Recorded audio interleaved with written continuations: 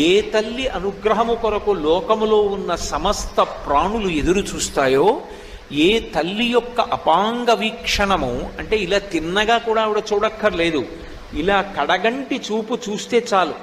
అపాంగై, అమ్మవారు ఇలా చూస్తుందిట, కడగంటి చూపు అంతే. ఆ ఒక్క చూపు చేత ఒకడు మహదైశ్వర్యవంతుడవుతాడు. అమ్మవారికి యశస్విని అని ఒక పేరు లక్ష్మీదేవికి. యశస్విని లలిత కవనివ్వండి, పార్వతి కవనివ్వండి, లక్ష్మి కవనివ్వండి, సరస్వతి కవనివ్వండి, ఆ పేరు ఉంటుంది తప్పకుండా. యశస్విని అంటే కీర్తినిచ్చున్నది అని. కీర్తి మనిషి జీవితంలో సంపాదించి తీరవలసినటువంటి విషయం. అందుకే భూపసభాంతరాళవన పుష్కళవాక్యతురత్వమాజి బాహాపటుశక్తియున్ యశమునందనురక్తియు ప్రకృతి సిద్ధగుణంబులు సజ్జనాళికిన్ అంటాడు భర్తృహరి. మంచి కీర్తితో నేను ఉండాలి అన్నది